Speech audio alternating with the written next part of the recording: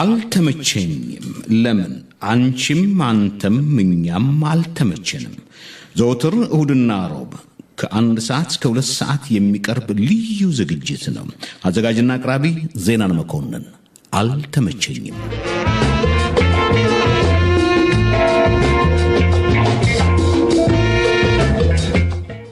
ሰላም ተናስተልኝ አድማጮቻችን እንደሰነበታችሁ ዛሬ እንግዳችን አቶ አምሳሉ ማሪ የስነ ጽሁፍ አዘጋጅ ነው ከአቶ አምሳሉ ጋር የምንነጋገረው በተለይ በእስራኤል ሀገር በሚገኙ ኢትዮጵያኖች የባህል ጉዳይ ነው ባህል ምንድነው ለመሆኑ ከኢትዮጵያ ይዘነው የመጣናቸው ባህሎች ምንድናቸው እዚህ ያሉት ሁኔታዎች ነው ሰላም አቶ አምሳሉ ጤና ይስጥልኝ ዜና እንኳን ደህና ቆየ እስኪ በመጀመሪያ አምሳሉ ማን ነው ባጭሩ ከዚህ እንጀምር እስኪ አምሳሉ እንግዲህ ስሜያው እንደገለጽከው አምሳሉ መሃሪ ነው ያው በትምህርት ቤት ግን ድሮ እኔ ካጎቴ ጋር ስላደኩ አምሳሉ ቆየ ተብዬ ነበር የምታወቀው የተወለድኩት ጎንደር ክፍለ ሀገር ካዘዞ 14 ኪሎ ሜትር ርቃ በምትገኝ የቀደም የቤተ እስራኤል ይሁዳውያን የሚኖርበት የነበረ ገንዷ ገብርኤል ተባለ ቦታ ነው ከዛ እንግዲህ በልጅነቴ ያው አጎቴ ከተማ ውስጥ ስለነበሩ የመማር እድሉን ሰጡኝና እዛ አጼ ፋሲል ትምህርት ቤት ያው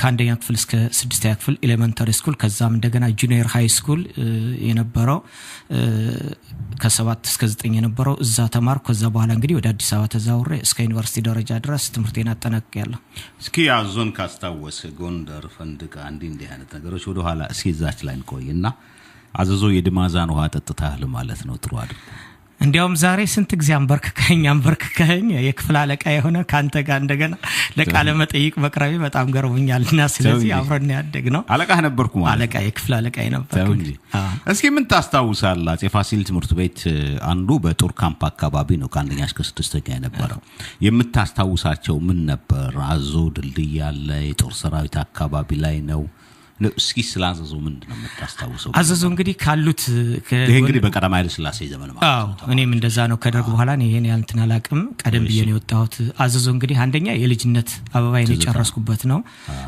ያደኩበት ቦታ ነው አዘዞ ትውስታው በጣም ከባድ ነው አንደኛ በስፖርት የነበረው የትምህርት ቤቱ እንቅስቃሴ አመታዊ ስፖርት ውድድር አስታውሳለሁ ባስኬትቦል ተጫዋች ነበርክ አንተ መረብ ኳስም ስትጫወት አስታውሳለሁ እና በስፖርት እንቅስቃሴ በጣም ከፍተኛ ነበር በትምህርት ደረጃም ቢሆን የላቀ ደህና ካሉት የጎንደር ዙሪያ አውራጃ ትምህርት ቤቶች በጣም ከፍተኛ ነበር አጼ ፋሲል ትምህርት ቤት በተለይም በየአመቱ አንደኛ በመኖጣበት ጊዜ ከ1 እስከ 3 ደረጃ በመናገኝበት ጊዜ ልዕልተናኛ ወርቅ አዳራሽ ይሄድ ነበር ምን ይሸለመው በሰኔ 30 አካባቢ ይትውስታ ሁሉ ጊዜ አለ በውስጤ ኮሎኔል ታምራት ይገዙ ነበር ታምራት ይገዙ በእኛ ጊዜ ደግሞ ፍሳህ ደሞዝ የሚባል ዳይሬክተር ነበር እኔ ማስተው ነበር እና ብዙዎች አስተማሪዎች እንግዲህ አንዳንዶቹ ይኖሩ አይኖሩ በህይወት አላቀም ላዘዞ ያለኝ ከፍተኛ የሆነ ትዝታ ነው በተለይ የዲማዛ ግን አዞ ከጎንደር ከተሞች በምንድነው የሚለየው ለምሳሌ ከጎንደር ልጆች ጋር ይሄን ያህል አግባብ አልነበረው አዞ ለየት ያለ ትክክል ለምሳሌ አንድ ጊዜ አስታውሳለሁ የትምህርት ቤቶች አጠቃላይ ውድድር ተደርጎ እኛ በእግራችን ስንመጣ አሁን ሜዳ ሆኖ አላሉ ይሄ ሳሙና በራ አካባቢ በሙሉ ዶቅማው ምኑ ብዙ አባ ሳሙኤል ጥንጅት ምናምን ነበር እኛ ያዘዞ የአጼ ፋሲል ትምህርት ቤት አሸንፎ ስለነበረ በእግራችን ስንመጣ በጥንጅት ገረፉን የቸቸላ ልጆች አስታውሳለሁ እና የስፖርታዊ እንቅስቃሴ ነው ቀደም ሲል በመግባችን ላይ እንደገለጽከው አንደኛ የወታደር ካምፕ አካባቢ በመሆኑ የነበሩትም የወታደር ልጆች በመሆናቸው የነበረው ስፖርታዊ እንቅስቃሴ በጣም የላቀና በትምህርት አቀባበልም ቢሆን ደህና ብስለትና ጥራት የነበራቸው ተማሪዎች የነበሩበት ሌላው አዘዞ የሚገርመኝ ነገር ምንድነው በአንድ በኩል ክርስቲያን አለ ቤተ እስራኤል አለ የእስልምና ተከታይ አለ ሌላው አዘዞ 5 ቁጥር ይመስለኛል በእግር ኳስ ላይ ያለ የማከፋፈያ የገጠር ልጆች ይመጣሉ ከተማናት 5 ኪሎ ሜትር ነው ለጎንደር መግቢያ እና ጥሩ የሆኑ ሁኔታዎች ናቸው አየር ማረፊያ ደግሞ ቱሪስቶች የሚመጡበት ሁኔታ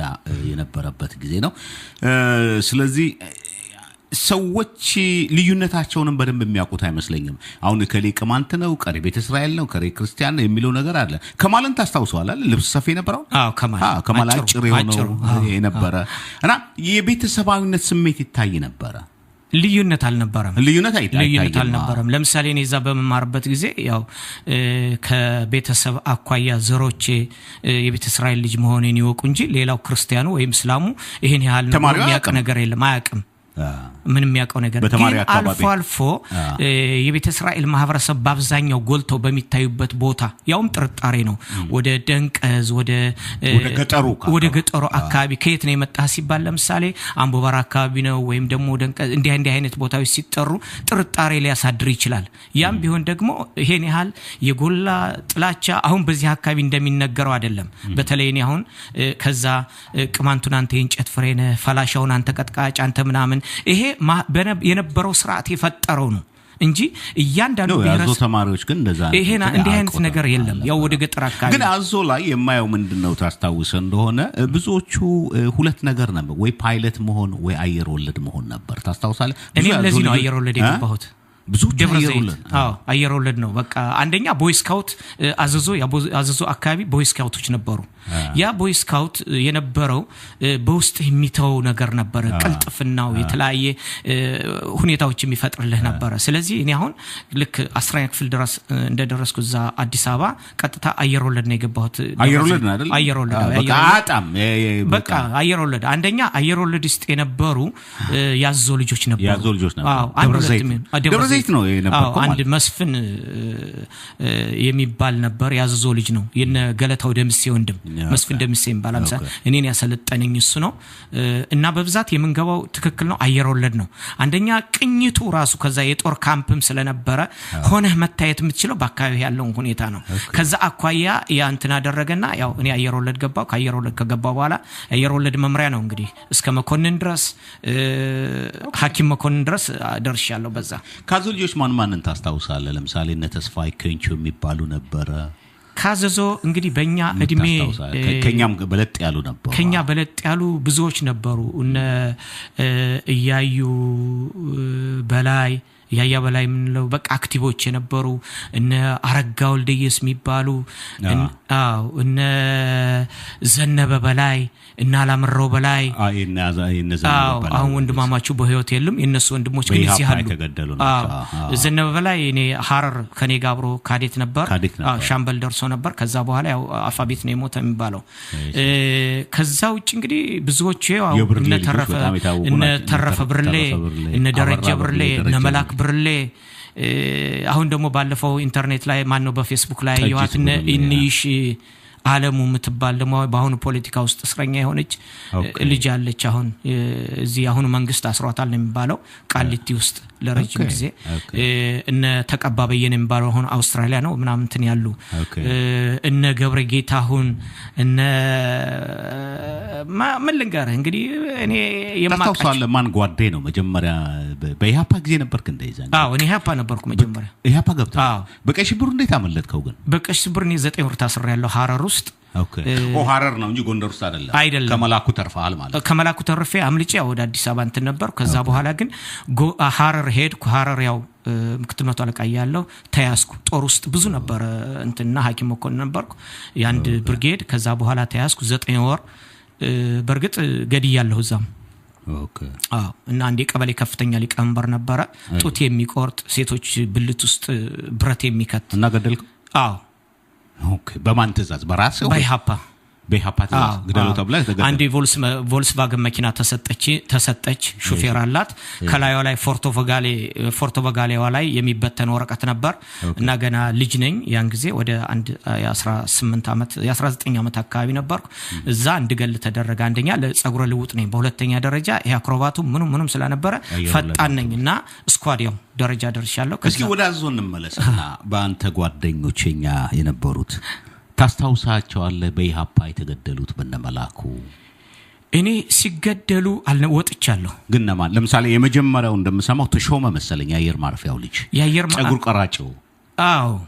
እሱ ሜሶን ነው ብለው ነው አይደለም? መጀመሪያ ሞት በሱ የተጀመረ ነው። እዚህም አንድ የቤተ እስራኤል ልጅም አለ። ማን ጓዴ ነው የሚባለው? አንድ የቤተ እስራኤል ልጅም አለ ባዘዘው መኳንት የሚባል የጠዳ ልጅ። እሱም በኢሃፓ ይሁን ኢሃፓን የገደለችው ነው የሚባለው።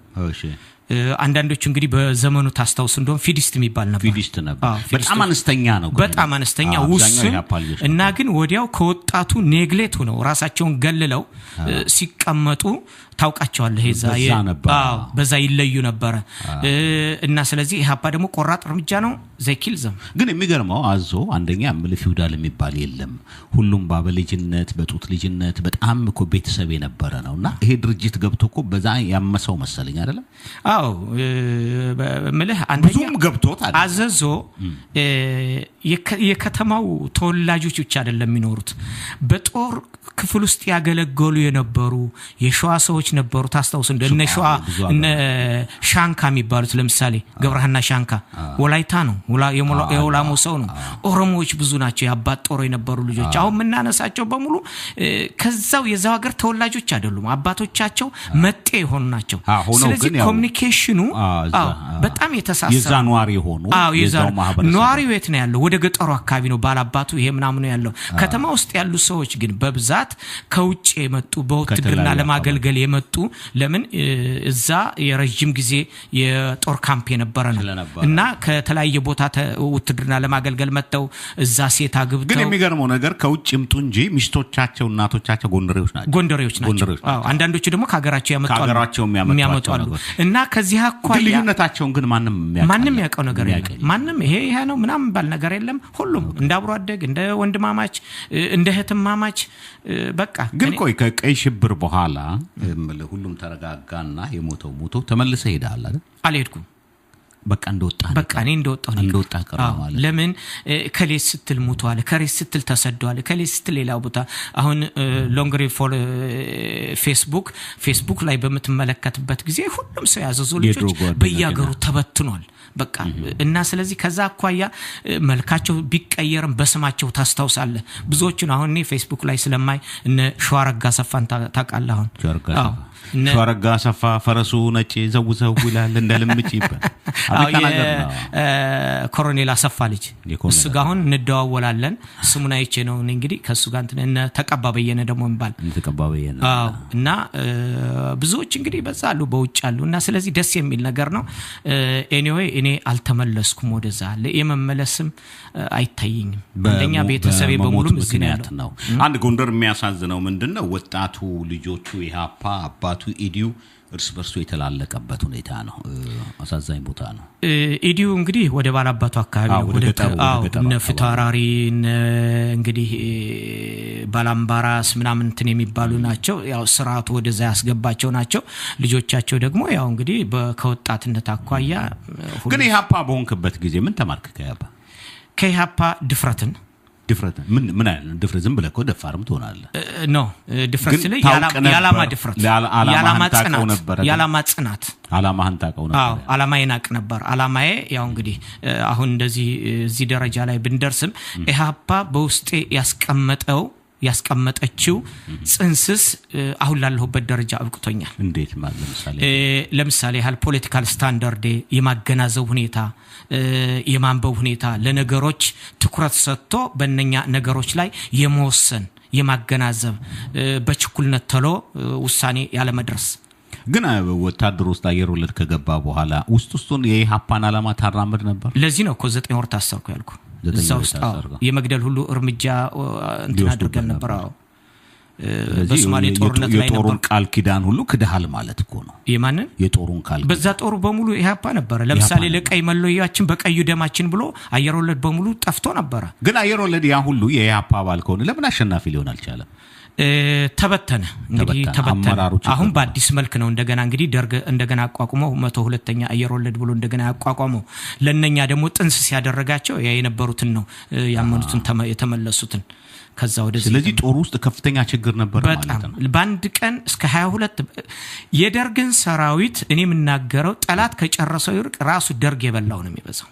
ደርግ የበላው ምክንያቱም በኢሃፓ ምክንያት ነው። አዎ እኔ ለምሳሌ ሐረር ውስጥ እኔ አስታውሳለሁ እነ ግን ባንተ እምነት አንድ ጦር ሰራዊት ውስጥ ሌላ የፖለቲካ ድርጅት መግባት አለበት ብለህ ታምናለህ? በመሰረቱ አንድ የሰራዊት አባል ከየትኛውም ድርጅት አባል መሆን አይገባው። ነፃ መሆን አለበት። ለምን ያገሩን አገር ስለዚህ ስተት ተሰርቷል። ነገር ግን ያ ሊደረግ የቻለው ካዴት የነበሩ ወጣቶች ቅድም እንደጀመርኩ ለምሳሌ ሐረር ልጅ እነ ጸጋይ አበራ 7A የነበረው እሱ ልጅ አውቶ በግፍ ነው የገደሉት። ኢሃፓ ነበር ያው ከኛ ጋር እንትን የነበረ በአንድ ቀን ወደ 22 መኮንኖች ነው አውጥተው ቀብሪ ዳህል ላይ እንትን ያገደሏቸው እና እነኛ በሙሉ ወጣቶች የዩኒቨርሲቲ ሰርዲር ዩኒቨርሲቲ ተማሪዎች ሰከንዲር ፈርስቲር ሆነው ወደ ካዴት የገቡ በጣም ሳት የሆኑ እና በነበረው ደግሞ በቀዳማዊ ኃይለ ሥላሴ የትምህርት ካሪኩለም ይሰጥ በነበረው ደህና ያቀባበል ችሎታ የነበራቸው ደህና የመማር እንትን የነበራቸው በጣም ቆንጆ ተማሪዎች የነበሩበት ያለቀ ነው። ኢትዮጵያ ወደ ኋላ ተመልሳ እነኛን ወጣቶች የማግኘት እድሏ በጣም ነው የሚዘገን። ለምሳሌ አሁን ቆመ ስትመለከተው በአንድ ጦር ሰራዊት ውስጥ የውጭ ፖለቲካ እጅ መግባት ትክክል አይሆንም። በጦር ሰራዊት ለምሳሌ እስራኤል ውስጥ ተመለከታል ሊኩድም አቦዳም የለውም። ስለዚህ ከወጡ በኋላ ነው ሲቪላይዜሽን እንትን ውስጥ ከደረሱ በኋላ ነው። በዛ ጦሮች ውስጥ ራሱ ተማሪው ወጣቱ ያን ማድረጉ ለኢትዮጵያ ጦር ትክክል አልነበረም ብለህ ነው የምታምነው? ለኢትዮጵያ ጦር በርግጥ አንደኛ የንቃተ ህሊናውን ደረጃ በማደርጀት በኩል ከፍተኛ አስተዋጽኦ አድርጓል። በዘመኑ ብስለት ላልነበረው ሞፈርና ቀንበሩን ሰቅሎ ለመጣ እና ወደ ጦር ሜዳ ለተሰለፈ ሰራዊት እንደዛ አይነት ፖለቲካል ስታንዳርድ እንዲኖረው እንዲደራጅ ያደረገች ኢሃፓ ነች። ያ በአንድ በኩል ቆንጆ ነው። ኢሃፓ እንግዲህ ከውስጥ ያሉትንም ብዙ የመመንጠር አላማ ብዙ አይነት እቅድና አላማ ቢኖራትም ያው ከሸፈ እንጂ ደህና እንቅስቃሴ ነበር። እነ ተፈሪ በንቲ ሁሉ ራሳቸው በኢሃፓነትም እንትን ነበሩ። ልጆቻቸው አልጋ ስር ወረቀት ፓምፕሌት እየበተኑባቸው ያን እያነበቡ ብዙ አይነት ሁኔታ እንደነበረ ይነገራል። ያቄ ምንድነው አሁን በእስራኤል ውስጥ ስትመለከት በጦር ሰራዊት ውስጥ ማናቸውም የፖለቲካ ድርጅቶች አይገቡም። ስለዚህ ስተት ተሰርቷል። ስተት ነው ግን የነበረው ስርዓት ነው። በዲሞክራሲ ብዙ የበለጸገች ሀገር ነው። ከአምሳሉ መሐሪ የስነ ጽሁፍ አዘጋጅ ጋራ የምናደርገው ውይይት ይቀጥላል። አሻገሬ ሲደረሽማ በይሰሚኝማ ለማንነት ለኩራት ክብሬ ማንናገሬ አሻገሬ ሲደረሽማ በይሰሚኝማ ስትራሽ ስሚኛ ስትራሽ እማማ ስትራሽ ስሚኛ ስትራሽ ከስነ ጽሁፍ አዘጋጅ አምሳሉ መሐሪ ጋር የልጅነት ትዝታን ወደ ጎንደር አዞ ወስደን ከአየር ወለድ ጦር ሰራዊትነቱን ከኢሃፓ አባልነቱንና የነበረውን ትዝታዎች ነው ደጉንም ክፉንም የተሻለውንም ጓደኞቹንም የማስታወስ ሁኔታ ነው። እስኪ ወደ እስራኤል እንምጣ አምሳሉ። ከዛ በኋላ ያ ሁሉ አለቀ። አዲስ ጃኬት መልበስ ተጀመረ። አዲስ ህይወት ነው፣ አዲስ ቋንቋ፣ አዲስ ባህል፣ አዲስ ሁሉም ነገር አዲስ ነው። እስራኤልን እንዴት አገኘሃት መጀመሪያ? እስራኤል ለኔ አዲስ እንደመወለድ ነው። አዲስ እንደመወለድ ስለው ምንድነው ከባህል ከቋንቋ ካኗኗር ከተለያየ ሁኔታ አንፃር መጀመሪያ እንደገባው አካባቢ በጣም ከባድ ነው።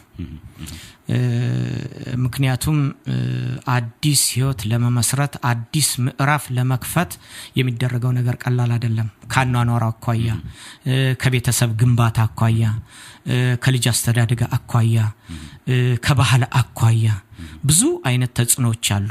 ያን ለመላመድና ከፈረንጁ ያኗኗር ዘይቤ ጋር ለመራመድ ቀላል አይደለም። በጣም ከባድ ነው።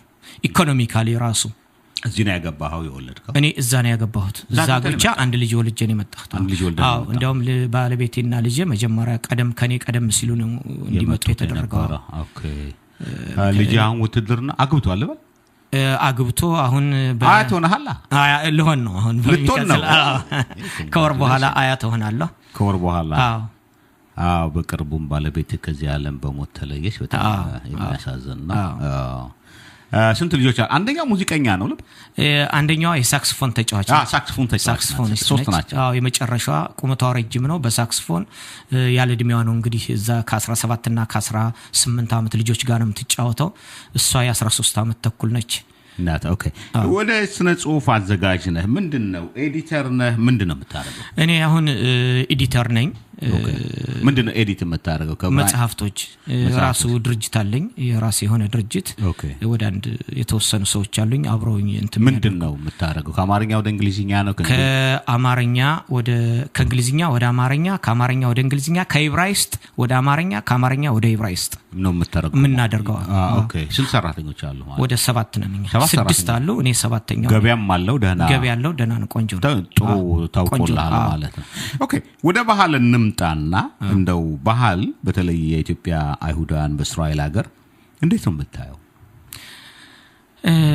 ከባህል አኳያ ከፍተኛ ተጽዕኖ አለ ባህልም ብቻ አይደለም ከእምነት አኳያ የኢትዮጵያ ይሁዳውያን የቀደም ታሪካቸውን እንደምንገነዘበና እንደምናቀው እንደተወለድኩበትም እንደማቀው ከሆነ በአሁኑ ሰዓት ከእምነት አኳያ ህዝቡ በአብዛኛው የባዕድ አምልኮ ተከታይ ሆኗል ይሄን በድፍረት እናገራለሁ ማለት ጥንቆላ የተለያዩ እምነቶችን የእግዚአብሔርን አመላካከትና ለእግዚአብሔር ያለውን እግዚአብሔር በዚህ ህዝብ ላይ በዚህ ማህበረሰብ ላይ ያለውን እቅድና አላማ ህዝቡ ሆድና ጀርባ በቃ እስኪ ተጨባጭ አድርገው ለምሳሌ አሁን በአብዛኛው ያው በጸበል በመላም ምክንያት በሚል አብዛኛው ወደ ጥንቆላ ነው የሚሄደው ካመጋገብ አኳያ 3-4 አይነት ያመጋገብ ሁኔታ አለ አንዱ ያረዳውን አንዱ አይበላም አሁን በመሰረቱ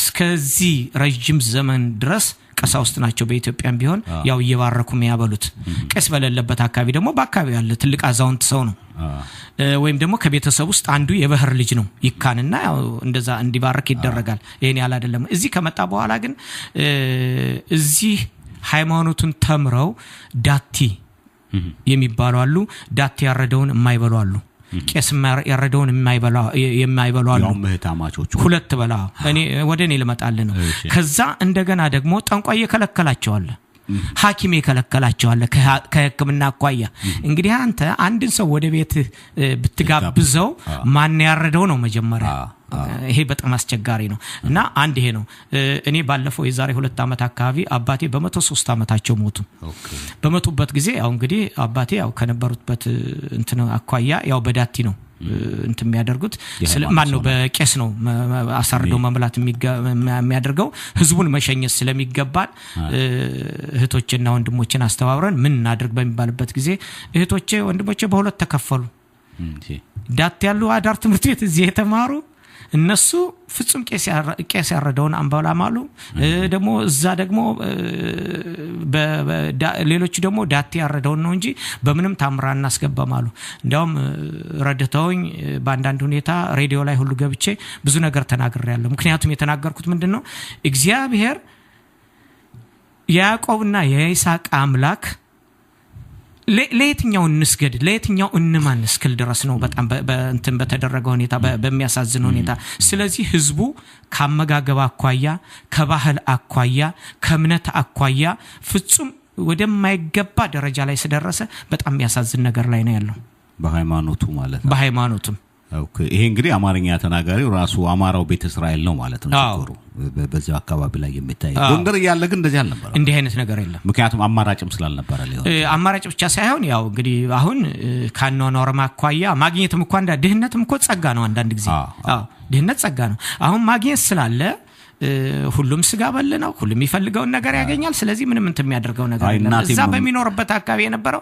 ያው በአካባቢ ባለው ቀሳ ውስጥ ያሳርዳል ያስባርካል ለምኑ አስፈልጊው ነገር ያ ቤት ውስጥ አንድ የሚባላል እናቴ አንድ የምትለው ነገር አለ ለተራበ ሳይሆን ለጠገባት ናት ትላለች ትክክለኛ አባባል ጥጋብ ሲመጣ በጣም አስቸጋሪ ነው ለያጅ ነገር ራጅ ያስቸግራል ስለዚህ ጥጋብ ነው ማለት ግን አንድ ነገር የምሰማው አምሳሉ እውነት እንደሆነ ውሸት አላቅምና ሌላው ቀርቶ እንደው መልህ የመመጋድ ምንድነው ትልቅ ወንጀል የተሰራው ከኢትዮጵያም ጠንቋይ ያስመጥተው ያስጠነቁላሉ የተባለበት ጊዜ እስካሁን ድረስ ከባህር ዳር አካባቢ ያስመጡት ጠንቋይ እኔ ከመኖርበት ቤት ፊት ለፊት ተከራይተውለት ነበር ልክ እንደ መስጊድ እስካሁን ድረስ ሰውየው ሙቷል አሉ ባህር ዳር ተመልሶ ሄዶ እነሱ ግን እየገቡ ያመልኩበታል በአሁኑ ሰዓት መጋረጃ እዚሁ ሀገር እስራኤል ሀገር የት አካባቢ ወደ ራምሌ ተው እንጂ እውነቴን ነው። እና አሁን ያረፈበትም ቦታ እስራኤል ሀገር። ስለዚህ በጥንቆላ በኩል በጣም አስቸጋሪ እኔ ለዚህ ነው ቀሳውስቱን ህዝቡን ማስተማር ወደ እግዚአብሔር ቃል እንዲመለስ ማድረግ ሲገባቸው እዚህ መጣ ራምሌ ተከራዩለት ምን ያህል ጊዜ ተቀመጠ? ወደ 1 ወር ነው የቆየውና እና ምን ይሄድ ነበር ማለት ነው ህዝቡ በወረፋ ነበር እሺ እና መዝገብ ይዘው የሆኑ ወጣቶች ተመዝግበህ ልክ እንደ አንድ ስፔሻል ሐኪም ከዛ ነው በቃ የምትሄደው እና ይሄ የባዕድ አምልኮ በከፍተኛ ሁኔታ ከሚካሄድባት የመካከለኛው ምስራቅ ሀገር ውስጥ እስራኤል አንዷ ነች ቅድስት ተብራ በፈረንጁም ቢሆን አለ ግን በኢትዮጵያውያን በኩል በአሁኑ የኢትዮጵያ ይሁዳውያን በኩል በጣም በስፋትና በጥልቀት የሚካሄደው እሱ ብቻ ምንድነው ችግሩ ለምሳሌ አሁን እንበልህ ባልና ሚስት ለምሳሌ ይጣላሉ የሚከለክላት ጠንቋይ ነው ከሱ ጋር እንዳትተኝ ያልጋ ሚስጥር ደግሞ በጣም አስቸጋሪ ነው እና ስለዚህ ፍርድ ቤትም ቢቀርቡ የሚፈታው አይደለም የትም ቢሄዱ የሚፈታው አይደለም እንዳትቀርቢ ስለዚህ አልጋ ላይ ተከለከልኩ አልጋ ከለከለችኝ አሁን መተራረድ መቆራረጥ የተለያየ ሁኔታ ጭካኔ ያለው ምናምን ፍጹም በጣም ጭካኔ ያለው ወንጀል ይፈጃል ራሱ አስገድሏል ማለት በቃ ቤት ያፈርሳል ቄሶቹ ደግሞ ይሄን እኔ አንድ ጊዜ አንድ ትልቅ አባት መንፈሳዊ ቄስ ናቸው ጃኖ ለብሶ ጠንቋዩ እዛ ያሳርዳል ቀይ ጃኖ ለብሶ የበግ ማረጃ ቦታ ነው እና ቄሱን ጠጋልኩና እንዴት ለጠንቋዩ ያርዳሉ አልኳቸው እኔ ባርክ ያበላሁት እንጂ ምን አገባኝ እኔ እርሶም በሆነ አላበላም አልኳቸው አልባርክለትም እና ጃኖውን ለብሶ ምን አድርጎ በስነ ስርዓት ያን እንትን አድርጎ ደሙን በብርጭቆ ቀድቶ ወደ ቤቱ ሄደ እንግዲህ ያለ ጥንቆላ ነው እና በአብዛኛው ህዝባችን በአሁኑ ሰዓት የባዕድ አምልኮ ተከታይና ለባዕድ አምልኮ ራሱን አሳልፎ የሰጠ እስረኛ ሆኗል ስለዚህ አሁን የምትለኝ ከባህር ዳር የመጣው ጠንቋይ ወደ ባህር ዳር በጥሩምባ ነው የተገኘው አሉ የሆነ በቃ ከዚህ እንደሄደ ተራራ ውስጥ ነው አሉ ሄዶ ተወሽቆ የተገኘው በቃ የሆነ ያው የሚያምነው ነገር ወስዶ ገሎታል ለሚሉት እሺ ቤቱ ግን እስካሁን የተከራዩለት ቤት እስካሁን ድረስ ይመለክበታል ሰዎች ይሄዳሉ ያመልካሉ የሚገባውን ቁርባን ያቀርባሉ እና የኛ ቄሶች ይሄ ኢትዮጵያዊ ቄስ ምናምን መቃወም አልቻለም ምንም መቃወም ማን ይቃወማል በመሰረቱ ይሄ ከእምነት አኳያ ፍጹም በጣም አጸያፊ ነው እና የዲሞክራሲ መብት ነው ተብሏል ይሄ መብት ነው ይመን አይመን መብት ነው በጣም ከባድ ነገር ነው በጣም ወደ አንዳንድ አካባቢ እንዲህ አይነት ሁኔታዎች እየተሰማ ነው እና ምንድነው ታዲያ መፍትሄ ሊሆን የሚችለው ይሄን መፍትሄውን እንግዲህ የእግዚአብሔር ቃል ምን ይላል ብሎ ህዝቡን ማስተማር ያስፈልጋል እሺ በእውነት የእግዚአብሔር ቃልም ዘዳግም ላይ እንደሚነበበው ከሆነ ኦሪት ዘዳግም ላይ አይናላቸው አያዩም እጃላቸው አይሰሩም እግር ይሰሩላቸዋል አይራመዱም ስለዚህ እንዲያውም የሚለው እንደነው እስከ 7 ትውልድ ድረስ አለቀውም ዘርህን ነው የሚለው በባዕድ አምልኮ የሚያመልከው እና ኑ ተመለሱ ነው የሚለው ስለዚህ ወደ እግዚአብሔር ተመልሰው ህዝቡን ወደ ተሳከለ ሁኔታ እንዲመለስ ቀሳውስቱ ከፍተኛ የሆነ የሌት ተቀን እንቅስቃሴ ያስፈልጋቸው ግን በዚህ በጥንቆላ ላይ ወጣቱ ምን ያህል ተሳትፏል ወጣቱ በጣም ሄዷል እንዲያውም ሚስት ሲያገባ ጥንቆላን ካላስጠነቆለ ተሆነሃለች አይሆንም ይሄን ካላስጠነቆለ አይገባም እንዲያውም በስፋትና በጥቅለት በጠራ ሁኔታ ወጣቱ ነው ዛሬ ሲነጉድ የምታየው እኔ የሆነ ተመሳሳይ እዛ ይሄ ጠንቋይ በመጣበት ጊዜ ሄጄ ነበር እና ስመለከት የወጣት አይነት ነው ትራንዚት ይያዙ ወደ ባንድ ትራንዚት እየተሰፈ ስነ ጽሁፍ አዘጋጅ አምሳሉ መሐሪ ጋር በተለይ ይሄንን በሚመለከት ውይይታችን ይቀጥላል የመጀመሪያው ፕሮግራም ግን እዚህ ላይ ይፈጸማል